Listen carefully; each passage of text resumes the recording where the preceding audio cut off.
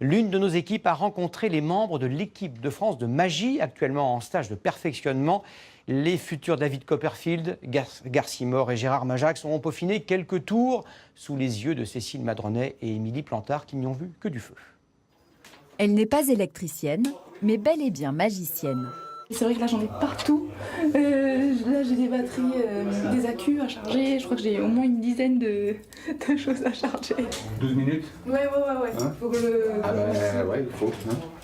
12 minutes. Le public de la Maison de la Magie va découvrir Beryl, 24 ans, pleine de passion et d'énergie.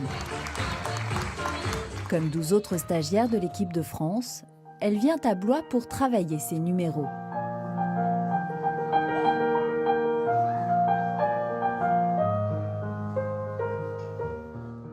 Notre prochaine invitée est presque un ovni dans le monde de l'illusion. Vous allez comprendre tout de suite pourquoi.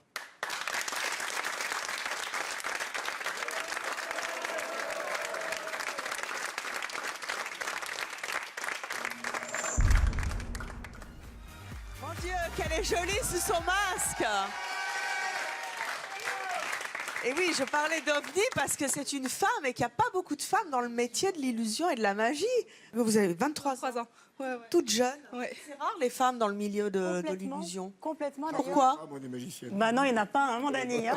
Et moi, je suis ravie de vous voir, mademoiselle. Non seulement vous êtes... Enfin, je veux dire, le numéro est poétique, c'est beau, c'est magique. Et que ce soit une femme qui fasse ça, moi, j'applaudis doublement. Grand reportage vous emmène aujourd'hui découvrir les tribulations d'un petit cabaret bordelais à la conquête de la Chine. Les coulisses d'une tournée tout aussi triomphante que rocambolesque. Patibad et ses danseuses vivent en effet une aventure pleine d'imprévus. Et les Chinois sont nombreux à découvrir l'élégance et le charme français. Costumes, plumes et paillettes. Les tribulations d'un cabaret en Chine. Grand reportage d'Antoine Lerat et Thierry Massé. C'est hyper speed en fait. On a des changements de malade. Enfin, du moins pour moi, j'ai des changements de fou. Genre 20 secondes, 25 secondes, c'est hyper chaud.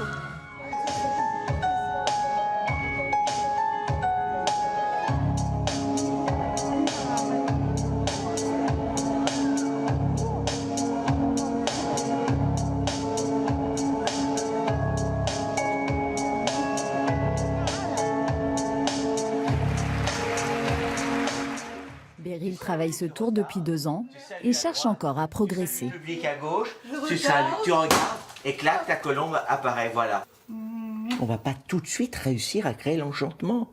Ça demande des heures de pratique pour qu'à un moment donné, et elle, comment elle y est là, on l'a vu sur les spectacles, elle y est à 90%, il y a une émotion qui passe entre elle et le public. On gagne 6 mois, des fois 1 an de travail parce qu'on est boosté par les meilleurs coachs de France.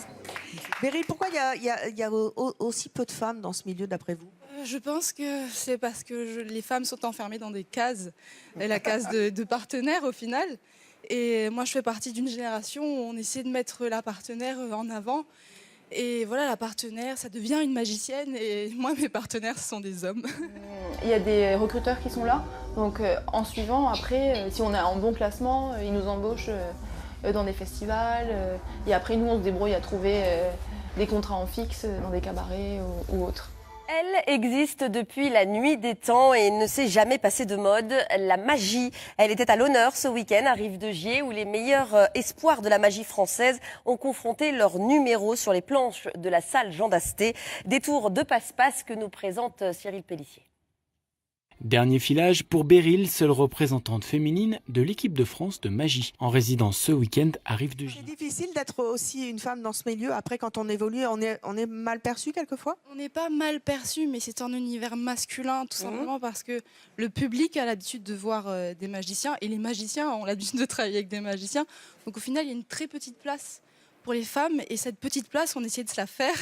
Et voilà, on essaie de travailler dur pour avoir notre place parmi les hommes. Et j'espère qu'on va pouvoir transformer cette route en autoroute et voilà. Vous êtes bien partis en tout cas. J'ai juste un ballon, un simple ballon. Donc qu'est-ce qu'on fait avec les ballons? On fait la fête, d'accord? Et il suffit simplement, en faisant des petits bisous comme ceci, pour faire apparaître la vie, tout simplement. C'est incroyable comment vous arrivez à changer ces masques-là.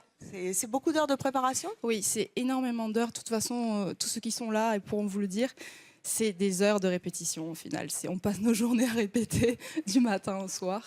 Et vous répétez toute seule ou vous avez une équipe pour... Alors moi, j'ai la chance de faire partie de l'équipe de France de magie où on est coaché par des maîtres de la magie en fait. Et donc du coup, voilà, vu que c'est un métier où on est vachement isolés, les magiciens, cette équipe permet justement, quand on a un problème, quand on n'a plus de solution, on passe un coup de fil.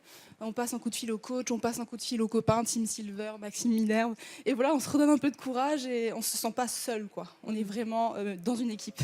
Qu'est-ce que ça vous fait de travailler avec une fille, finalement, qui n'est pas votre assistante?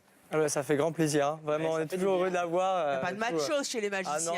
Non, on en veut plus. On veut plein de femmes sur scène. On va en voir encore plus. Et des comme Beryl, hein, parce que elle est douée. Elle a tout.